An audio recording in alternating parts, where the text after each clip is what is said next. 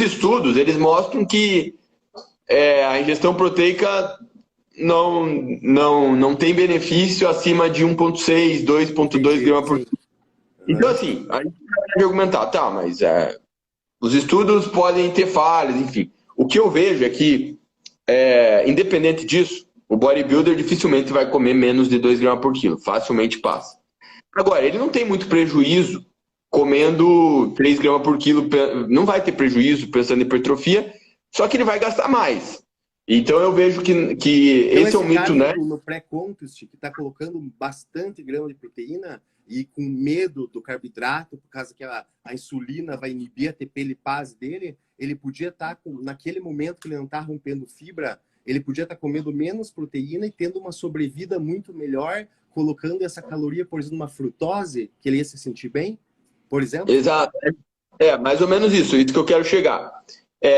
Por isso que eu falo, o cara, assim como a sinalização do treino, ela tem um limite que não é muito claro, mas a gente sabe que não precisa ser 5 horas, 10 horas na academia e tal, a sinalização da dieta também é limitada. Então, é pouco provável que o cara, mesmo usando hormônio, tenha benefício muito grande consumindo tipo 3 gramas por quilo de proteína, 2,5. Eu acho que é aceitável o cara consumir 2,5, 2, tranquilamente. Mas eu acho que o cara que usa 3, 4, ele tá exagerando mesmo. E tipo assim, tudo bem ele usar isso, não vai prejudicar o shape dele, mas usar menos, né, pode ser mais interessante. Pode ser mais interessante. Então assim, existe um limite fisiológico para esse tipo de sinalização, seja do treino, seja da dieta. O limite não é muito claro, nem pelos estudos, mas os estudos, se eles dizem que está na faixa de 2, é pouco provável que comer 4 gramas por quilo realmente tem um benefício significativo. Provavelmente é bobagem realmente comer 4 e tal. Mas sem entrar nos detalhes aí de quem faz isso ou não, o fato é que a gente tem um limiar para isso e certamente se o cara tiver, por exemplo, em pré-contest, embora se justifique usar mais proteína por causa da saciedade, também não tem por que usar um excesso de proteína, tipo 5 gramas por quilo. E realmente, como você falou, se você tem um conhecimento a mais de nutrição, você sabendo disso, você vai, em vez de às vezes exagerar tanto na proteína, você vai deixar mais carboidrato. Só que daí vai bater no psicológico do cara, né?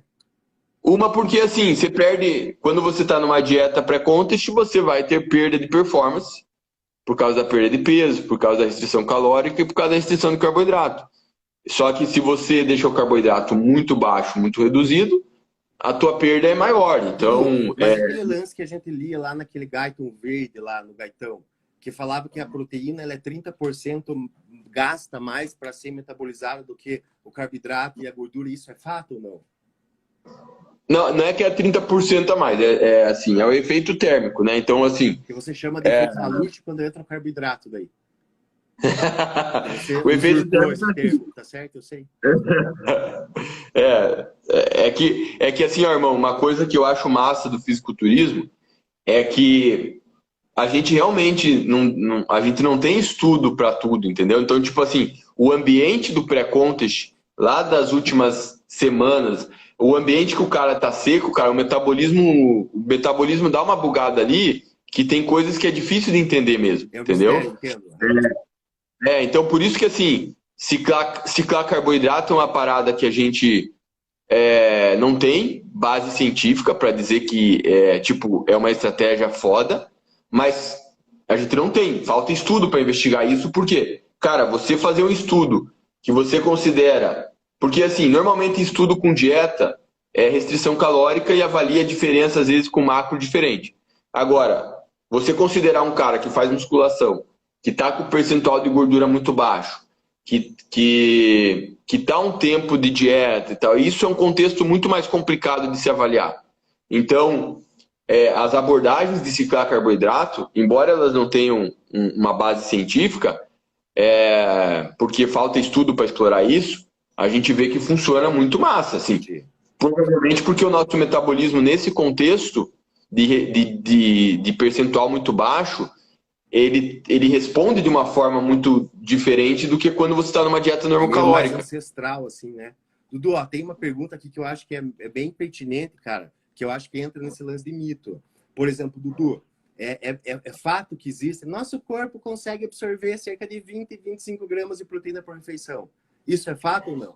Aí eu penso, poxa, nosso corpo, nosso sistema fisiológico, ele foi feito igual da época das cavernas, que o cara não tinha geladeira. Então, que sentido tem você fracionar? Ou isso depende de uma situação anterior do pool de aminoácido, Dudu? Isso depende, por exemplo, assim, o corpo ele dosa o quanto que ele absorve de acordo com quanto ele tem depositado na conta? Pode existir isso ou não?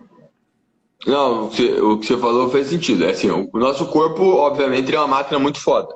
Ele não é toscão de tipo, tá vindo muita proteína, vou cagar isso aqui. Então, nosso corpo, se você comer 100 gramas de proteína na refeição, ele vai absorver. A questão é o que ele faz depois de absorvido. Porque na cabeça de muita gente, depois que a proteína é quebrada em aminoácido, todo aminoácido vai para o músculo. E na verdade, o que vai para o músculo é 10% do que foi absorvido. O que acontece, irmão, é que o teu corpo pode usar o aminoácido para sintetizar proteína, e não só proteína muscular, mas albumina, que é a proteína transportadora, sintetizar hormônios, que são proteínas, enfim. Sintetizar... cabelo, todas as... Exato. Ele que vai decidir conforme necessidade. O nosso corpo, ele não tem interesse em ter... Para o nosso corpo não é muito interessante ter muito músculo, é um custo porque alto. Porque músculo é caro para manter. É caro em relação a... E é um tecido desnecessário em excesso. Quer dizer, músculo é importante para o movimento, mas muito músculo é um luxo desnecessário. Só que quando você treina, é como se você dissesse para o teu corpo assim, isso é importante. Você passa uma informação para o teu corpo que músculo é importante. O treino, ele passa isso.